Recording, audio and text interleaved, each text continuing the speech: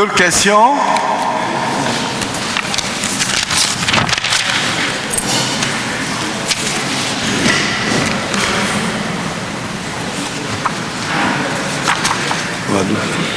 Tu vas tirer ça. Je me nomme Ibrahim Sekou Kone, ISK, du 15 Madère, le Côte d'Ivoirien. Le Côte d'Ivoirien, le Côte d'Ivoirien. Côte d'Ivoirien. Ah, Côte d'Ivoirien. Ah bon. Oui. Merci, monsieur le directeur national de campagne. Heureusement que le ministre de la Sécurité est à votre gauche. Moi, ce qui m'inquiète, c'est le volet sécuritaire de cette élection. Je voudrais savoir quelles sont les mesures sécuritaires qui ont été ou seront prises avant, pendant et après ce scrutin. Parce que des candidats crient déjà à la fraude. Je vous remercie.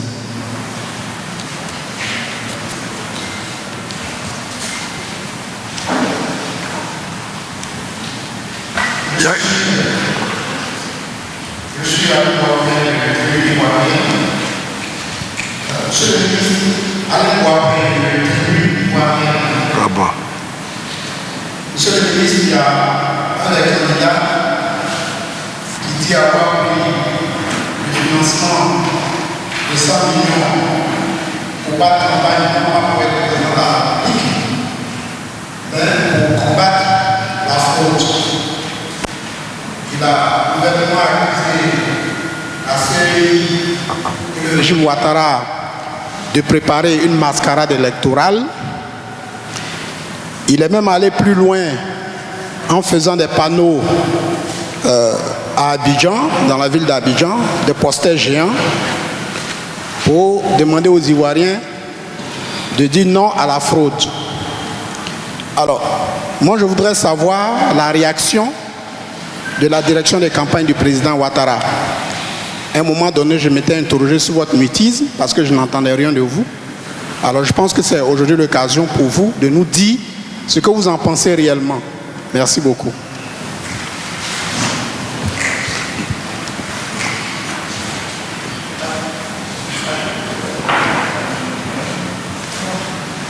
Oui, je suis Edouard Gonto, je suis journaliste à Le Sursaut, quotidien Le Sursaut. Quelle édition? Le Sursaut. Ah oui. Merci. Et, Monsieur le Premier ministre, nous savons que le chef de l'État fait beaucoup, nous l'attestons. Seulement c'est à l'application, la répercussion sur la population que se pose souvent le problème. J'ai bien noté que vous avez dit que la première des priorités, c'est le quotidien des Ivoiriens. Mais je voudrais prendre quelques points. Le chef de l'État a diminué le carburant de 105 francs sur le litre du carburant dans ce même mois de septembre. Et c'est en ce moment-là, curieusement, que le transport en commun, on va dire, est doublé. Je suis encore de ceux qui sont dans le transport en commun. Cocody, engrais, ça fait 500 francs au lieu de 300 ou 250. Abobo, à Djamé, fait 400 francs. Je voudrais prendre cet exemple. Au niveau du panier de la ménagère, au moment où on donne des fonds faciles pour faciliter le commerce, on diminue les taxes. C'est en ce moment-là que nos épouses disent que l'argent ne suffit plus. On nous invite même à aller voir sur les marchés. Monsieur le Président, Monsieur le DNC, je vous l'ai dit, dans votre amélioration du quotidien, qu'est-ce que vous mettez là-dedans? J'ai oublié un point sur les civistes dans la route. Au moment où le ministre d'État, Ahmed Bakayoko, ne dort pas pratiquement, c'est en ce moment-là, sur le pont, sur les échangeurs, on fait demi-tour. Et ça crée des bouchons. Ah, jamais, on ne peut pas passer. Tu as un rendez-vous, tu ne peux pas passer. Qu'est-ce qu'on met dans l'amélioration du quotidien des Ivoiriens? Merci.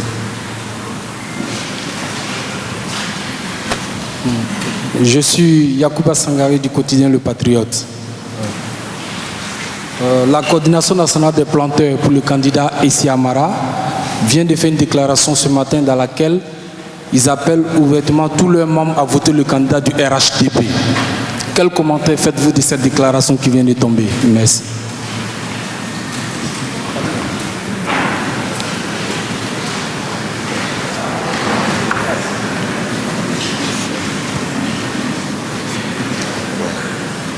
Preston Brou, Fatente Matin.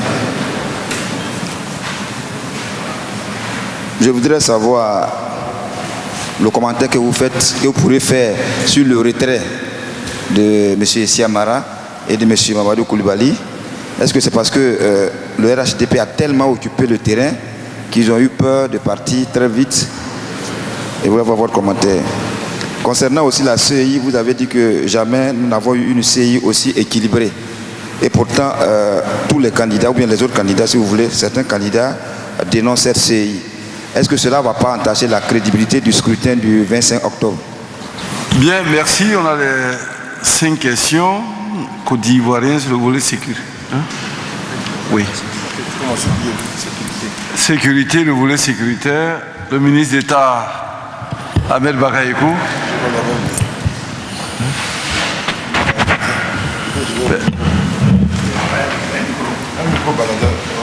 Non, ça va.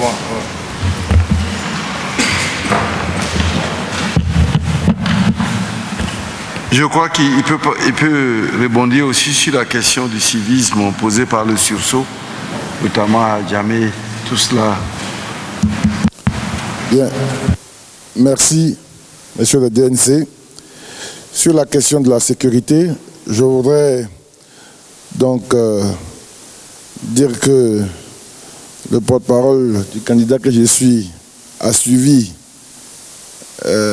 tout le dispositif qui a été mis en place par les forces de sécurité. Vous avez une communication importante du ministre en charge de la Défense sur la question.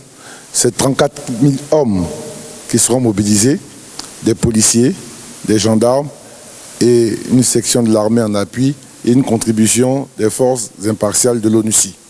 Donc la sécurité sera garantie. Nous avons d'abord une sécurité au niveau de tous les candidats. Leur domicile, leur siège, leurs déplacements ont été sécurisés. Ensuite, les manifestations de ces candidats sont sécurisées. Et pendant le scrutin, il y a un dispositif particulier de sécurisation des bureaux de vote et des transports des urnes et des documents électoraux, de même qu'une période de suivi pour après le scrutin. Donc moi je suis très optimiste et aujourd'hui au point de la campagne, nous n'avons pas noté d'incidents majeurs en rapport avec la campagne électorale. Je pense que nous sommes en train de réussir le pari de faire des élections sécurisées et apaisées. Donc sur la question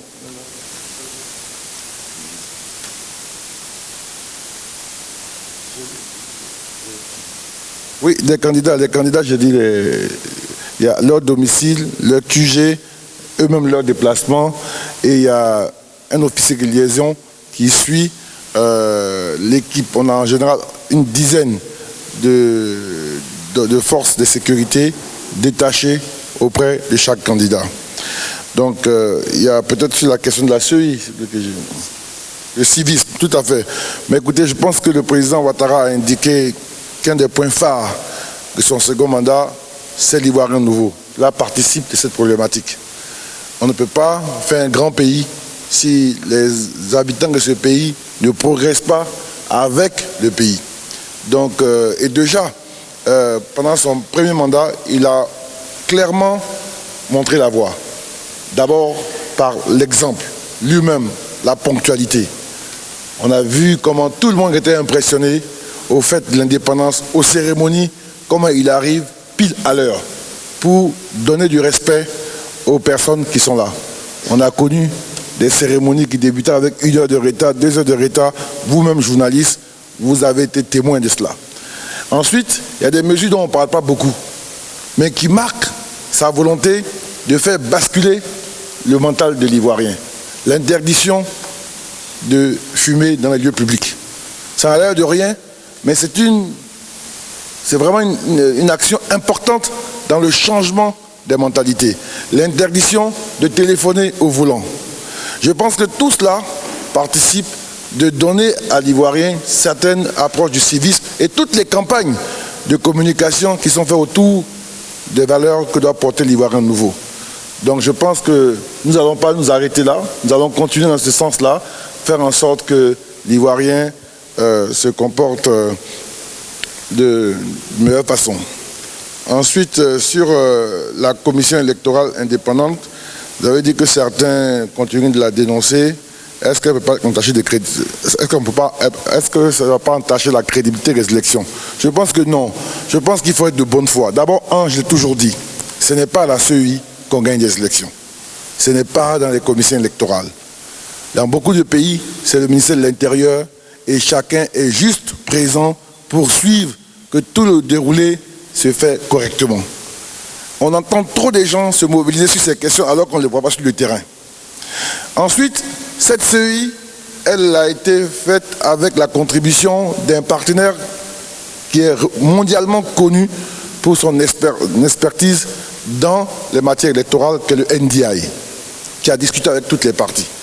Nous sommes partis d'une CEI où il y avait 31 personnalités, à une CEI où il y a 17 personnalités, et dans l'ancienne CEI, il y avait 9 représentants, on va dire, des pouvoirs publics, de l'État, du parti au pouvoir. On en a retiré pratiquement 4. Avant, il y avait un représentant du Conseil économique et social. On l'a retiré. Il y avait un représentant du ministère de la Défense, du ministère de l'Intérieur. On a retiré celui de la Défense, etc. Donc aujourd'hui, on a une CEI qui est équilibrée. Pour la première fois, y participe la société civile. Les avocats, les ONG, les religieux chrétiens et musulmans. Je pense qu'aujourd'hui, nous avons eu une dizaine de réunions avec les partis de l'opposition, dont le responsable de leader. Et nous sommes repartis plusieurs fois au Parlement. Vous avez été témoins de tous nos efforts pour arriver à une CEI des plus consensuelles. Mais vous savez, c'est pas que je parle de bonne foi, si malgré tout cela, des gens veulent contester, etc., le président Ouattara a gagné une élection sur la base, avec une CEI qui a été portée par le régime du FPI, avec un président qu'ils ont choisi. Vous vous souvenez encore, bien qu'étant du PDCI, comment on était hésitant, mais nous sommes allés sur le terrain arracher la victoire. Donc nous demandons aux uns ou aux autres de ne pas se focaliser sur ces questions-là. Et s'il y a un problème, qu'ils disent qu'il y a un problème et qu'ils le démontrent. Le président Ouattara, dans sa conquête du pouvoir, va au-delà du fait démocratique. Il va dans un concept qu'on appelle la légitimité, qui est un élément qui est au-dessus même de la démocratie. Et son combat, son travail au quotidien pour faire des routes, pour donner de l'eau, pour donner des écoles, de la santé, c'est parce qu'il veut avoir la libre adhésion des populations. Sinon, il ne ferait pas tout cela. Il s'assierait dans son palais et il attendra la fin de son mandat pour que la CEI l'élise. Mais non, il est sur le terrain du développement, sur le terrain de la réduction de la pauvreté, sur le terrain de l'amélioration des conditions de vie des populations. Et il a bâti son élection, la première, sous la base d'un programme structuré, chiffré, avec des moyens conséquents. Et il a réalisé. Donc il a été élu sur la base d'une promesse de solution. Aujourd'hui, il vient devant les Ivoiriens avec un bilan de réalisation de ses promesses et projeter un avenir, un rêve ivoirien nouveau, avec l'Ivoirien nouveau. Voilà. Et donc je veux consolider pour dire, c'est vrai, des candidats sont retirés, je pense qu'ils ont vu que la machine est trop puissante. Elle est trop puissante, il y a un projet qui est réel, il y a une vraie adhésion des populations, et puis la campagne est un indicateur important. Quand même, vous le voyez, c'est la campagne, c'est le candidat qui draine du monde. Encore, on veut dire, en 2010, il y avait au PDCI, le candidat du président Bédié avait du monde, on va le dire, le président Gbagbo avait du monde, le président Ouattara avait du monde, mais là, on voit que c'est lui qui draine du monde. Donc, je pense que il faut que nos opposants élèvent aussi le niveau du débat. Quand on essaie une aventure, elle ne marche pas, on s'arrête, mais on ne cherche pas des prétextes fallacieux. Nous, on aurait pu ne pas aller aux élections en 2010. Mais on y est allé. On s'est battu. Donc il faut une classe politique plus responsable parce que le pays évolue. Et quand on va au village, quand on va dans les régions, on voit la maturité des populations. Les gens sont mûrs, ils comprennent, ils voient qui est capable de les aider, qui règle leurs problèmes. Donc ce n'est pas... Je pense qu'il ne faut pas chercher des prétextes. C'est vrai qu'on dit que certains candidats font campagne pour boycotter le scrutin, mais l'élection présidentielle, c'est un rendez-vous majeur. C'est le summum de la démocratie. On ne peut pas se dire démocrate et puis fuir l'élection présidentielle et faire du bavardage sur les plateaux de télé, sur les radios et ne pas être sur le terrain. Que Mamadou Koulibaly fasse un meeting de 500 personnes. Déjà ça, il faut savoir se dire que cette élection, c'est un enjeu important. Tout le monde n'a pas accès à cela. Tout le monde n'est pas capable de faire cela.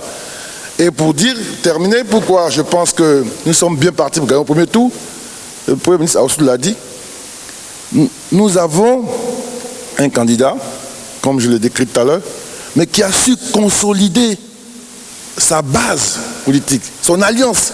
Mais ce n'est pas un fait anodin. En Afrique, faites le point, très peu de présidents arrivés au pouvoir avec des coalitions ont pu maintenir ces coalitions plus d'un an.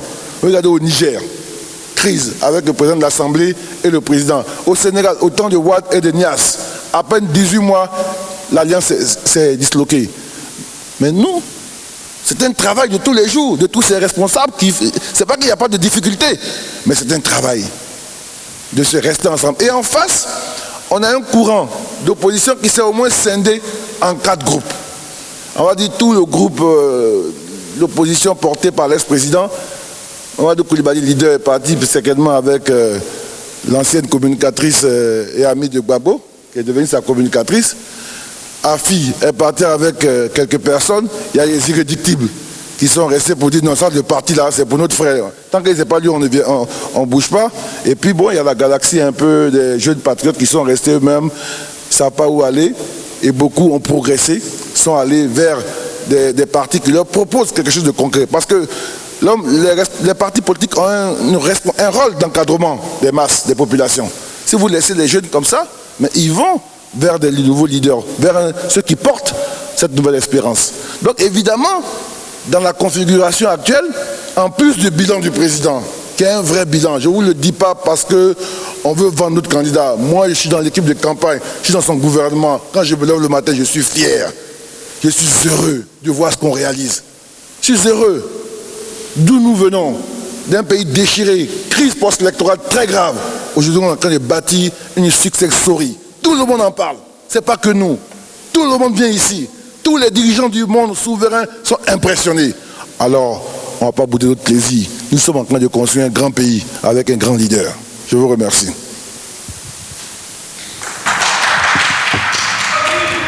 Vous avez écouté, on a écouté avec beaucoup d'attention le ministre d'État Ahmed Bakayoko, porte-parole.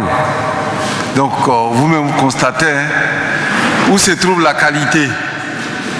La qualité se trouve au RHDP. Certaines personnes ont abordé la question des 100 millions remises aux différents candidats, effectivement. Vous savez, une démocratie s'est construite. Et il n'y a pas plus grand démocrate que le candidat Alassane Ouattara, le président Alassane Ouattara. C'est dans la construction, pour accompagner la construction de cette démocratie que nous a mandaté depuis, dans le cadre du dialogue politique que nous avons eu à conduire. Il avait prévu à un moment donné, on a donné de l'argent pour aider les autres partis politiques à restaurer leur siège. On a donné de l'argent pour pouvoir aller à l'élection législative. 440 millions.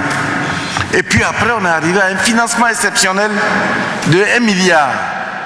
En tenant compte des élus que les uns et les autres avaient avant, cela a été réparti entre eux. Mamadou Koulibaly a pris sa quote-part pour animer leader, pour parler de lui. Et dernièrement, il dit oui, on s'en va à l'élection présidentielle.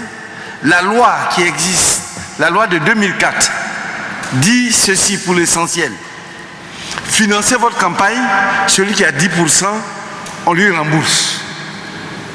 Mais le président n'est pas allé dans cette logique. Il dit, bon, on va faire un financement exceptionnel à tous les candidats de 1 milliard 100 millions pour les 10 candidats, pour permettre à chacun de démarrer la campagne. Tout cela concourt à la consolidation de la démocratie. Il y a des gens qui ont pris, il y a des gens qui ont dit non, nous ça ne nous intéresse pas, on ne prend pas. Mamadou Koulibaly est venu prendre l'argent et puis il dit non, moi j'ai pris. Moi il m'a dit, il peut être là, que c'était une avance parce qu'il estimait qu'on lui devait encore des indemnités. C'est ce qu'il m'a dit, c'était une avance, si c'est des indemnités. Je lui dis non, c'est pour la campagne. Il dit bon d'accord, maintenant je prends pour combattre la fraude. Bon, on ne sait pas exactement ce qu'il en fait.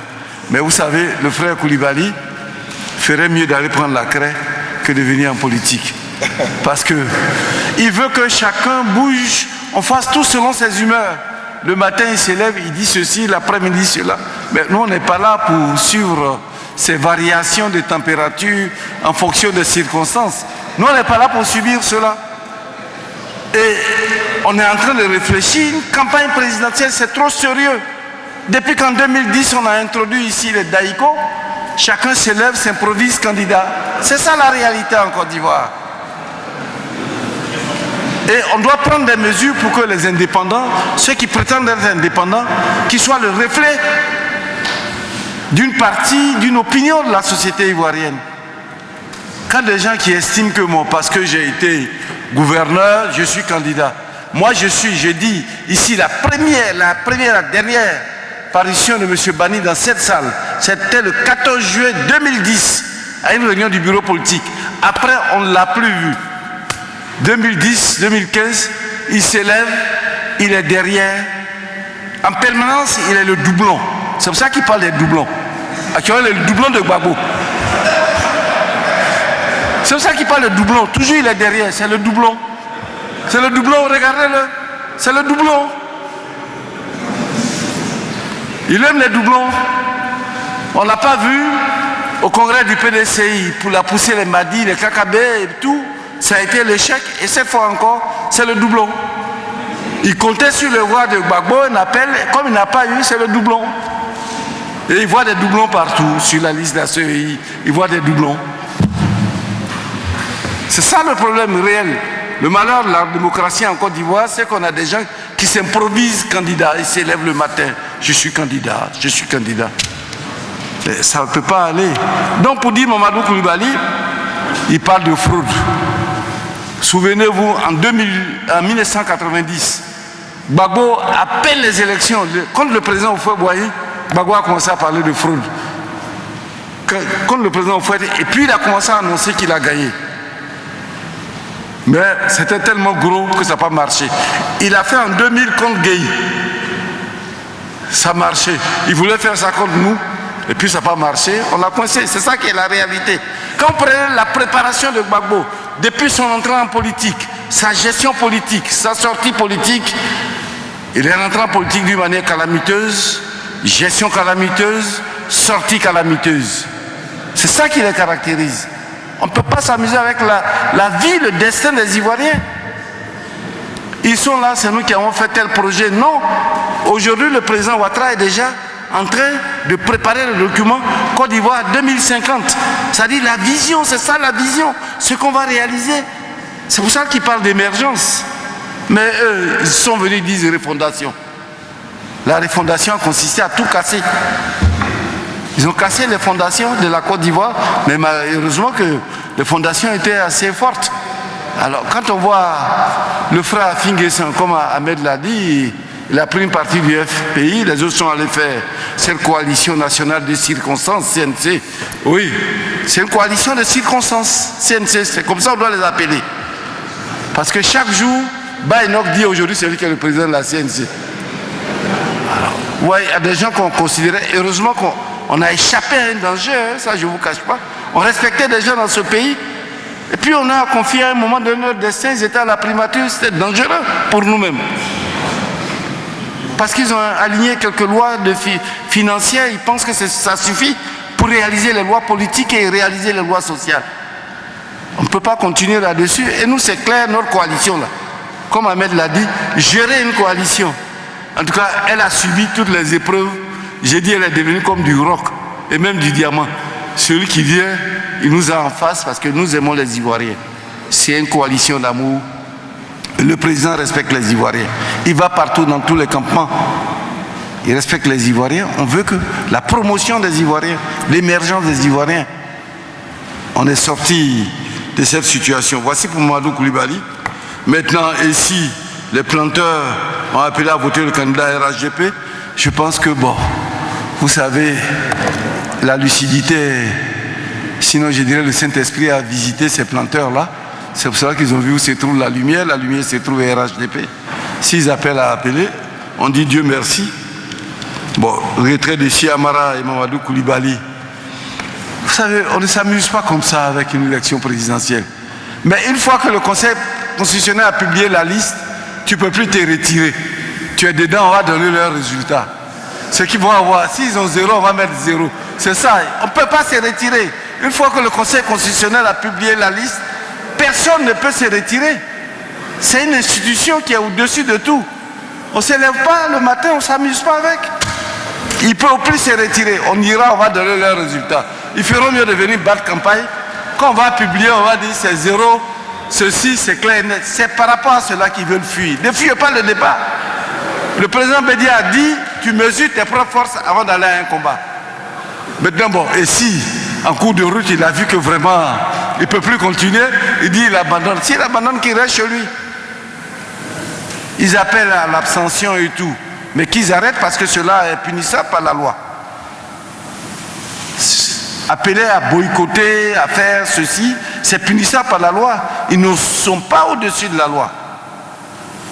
Alors, la loi va s'appliquer avec force et énergie. Ils ne sont pas au-dessus. Il ferait mieux d'être sage, de respecter les Ivoiriens. Voici globalement, monsieur le directeur national de campagne, Amadou Go. Bon, ils ont parlé de réduction de coûts économiques et tout. Oui, peut-être. Oui, Ahmed. Merci, monsieur Denis. Je voudrais juste réagir sur l'appel des planteurs, le groupe de planteurs, je crois qu'on m'a dit, qui était avec le candidat ici, qui ont appelé à voter. Je pense que c'est vraiment, c'est pas surprenant et c'est un vrai hommage mérité. Parce que dans le mandat du président, on a beaucoup parlé des infrastructures, mais voilà un secteur où vraiment il y a eu des avancées importantes. Là, vous prenez le cacao. Il arrive au pouvoir, le prix moyen, c'est 500 francs. J'ai dit le prix moyen. En 2015, il a reçu un prix garanti de 1000 francs le kilo. Et cette filière-là, c'est plus de 800 000 planteurs qui voient concrètement, ce n'est pas du bavardage, concrètement, leur vie s'améliorer. Le président aurait pu dire, bon, on prend une part pour faire de la régulation, encore des caisses, etc., où quelques dirigeants vont rouler carrosse et dire, je vous donne votre argent. Et les planteurs, c'est des gens concrets, et ils le voient, ils le vivent.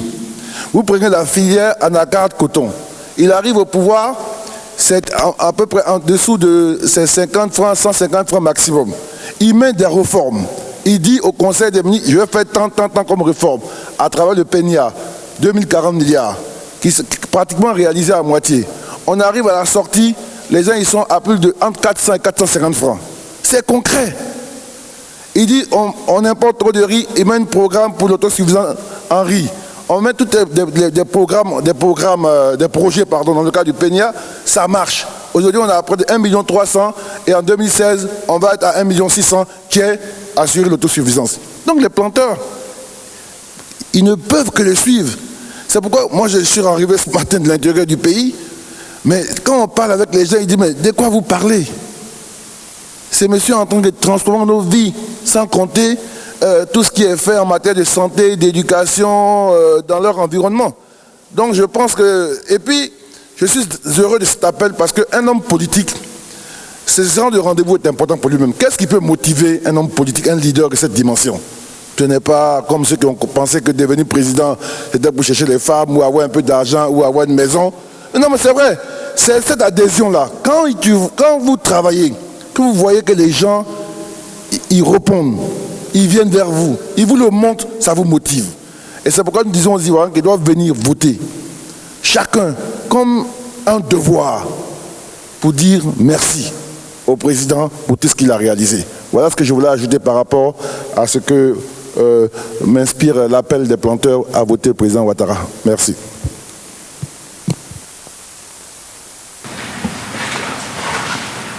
Bien, mais je crois qu'on a répondu quasiment à toutes les questions.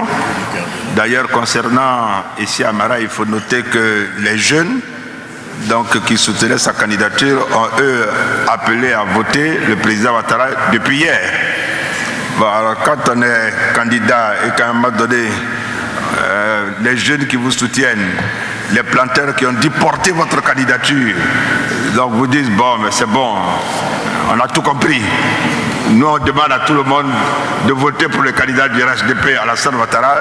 Je crois que c'est un élément complémentaire qui vous explique pourquoi nous sommes assurés de gagner au premier tour et de manière massive. Et donc nous sommes totalement heureux de cela.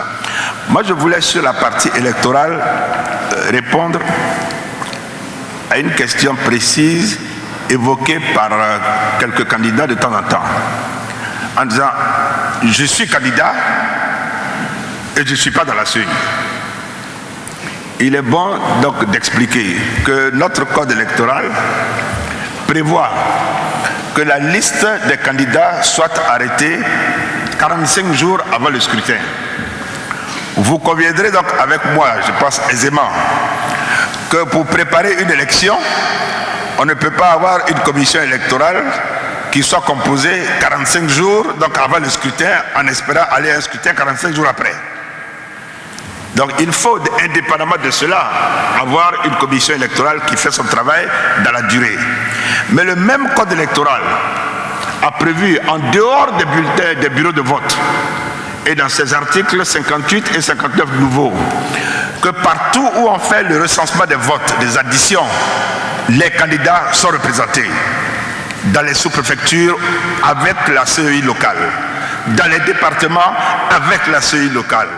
Dans les régions, avec la CEI locale. Au plan national à Abidjan, avec la CEI locale. Et organisé avec les PV que eux-mêmes reçoivent de leurs représentants depuis le bureau de vote, niveau par niveau jusqu'au plan national, ils peuvent vérifier si les suffrages tels que exprimés pour leurs candidats ont été traduits dans la réalité. Donc en réalité, il n'y a pas de problème par rapport à la transparence du scrutin. Il est important de noter très clairement que les conditions d'un scrutin transparent sont réglées avec toutes les modifications qui ont été apportées au code électoral. Donc là, je considère que c'est peut-être aussi une escroquerie nouvelle qu'ils ont voulu introduire en disant on ne peut pas ceci, alors que les dispositions du code sont suffisamment claires là-dessus. Indépendamment de ce que Abel a dit, où il a bien expliqué que cette CEI a été mise en place, mais par tous. Au moment où elle était mise en place en 2014, monsieur ici, monsieur Kakabé ou monsieur Bani étaient membres du PDCI RDA. Le PDCI RDA a été consulté comme tous les partis de Côte d'Ivoire. Et le leader, son responsable, a été consulté avec Mamadou Koulibaly. Donc c'est de manière consensuelle que tout cela a été fait. Alors ce n'est pas 45 jours avant l'élection qu'on va donc les rajouter. Ça voudrait dire que si on le fait maintenant, non seulement c'est inefficace techniquement, mais dans 5 ans, qu'est-ce qu'on fait? On sort et on met de nouveau à 45 jours ou bien on rajoute les nouveaux? Non, il faut être sérieux. Les conditions sont réunies pour aller à de bonnes élections. Ces élections sont transparentes et il faut donc arrêter de vouloir jeter un discrédit là-dessus. Les raisons pour lesquelles ils se retirent, je pense, ont été suffisamment abordées par les uns et les autres ici. Ce n'est pas la peine que nous puissions y revenir. On sait que c'est parce qu'ils n'ont pas de base. Ils n'ont pas de projet. C'est dommage, le sachant eux-mêmes dès le début, qu'ils aient entretenu l'illusion qu'ils allaient aller à des élections pour essayer de faire du spectacle à la fin en se retirant. C'est trop sérieux l'élection présidentielle pour que l'on puisse jouer avec à partir d'un certain niveau de responsabilité. Alors il y a une question qui a été posée en disant que bon, le président fait tous les efforts avec notamment la baisse du prix du carburant.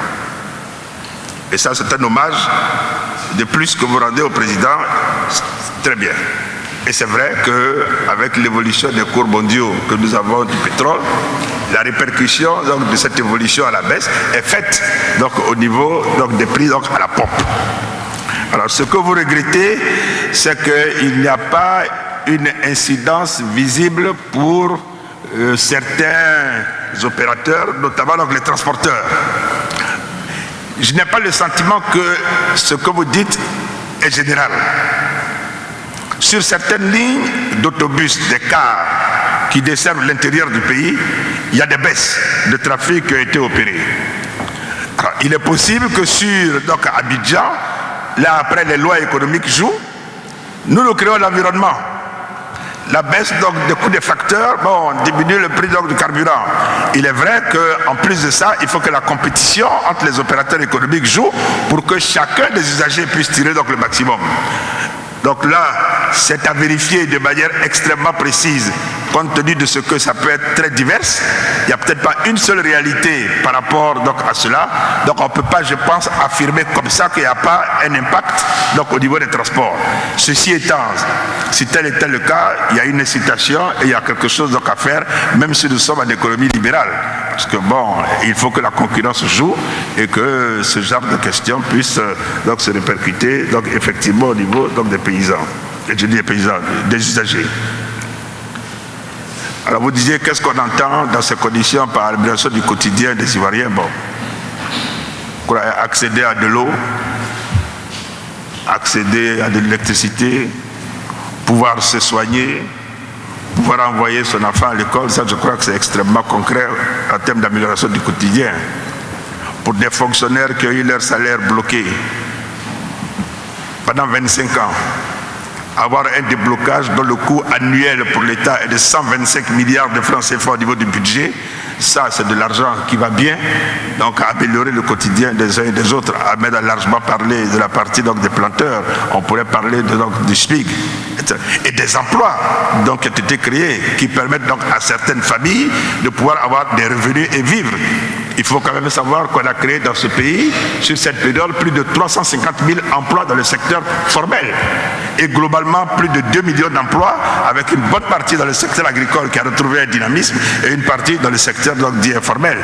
Mais somme toute, qui créent des revenus et qui permettent à des familles de pouvoir se nourrir, de pouvoir se vêtir, de pouvoir se soigner et envoyer donc, les enfants à l'école. Donc c'est tout cela l'amélioration du quotidien donc, de nos compatriotes. Merci. Le 25 octobre, pour célébrer la victoire, la nuit électorale sera très très très belle. La séance est levée.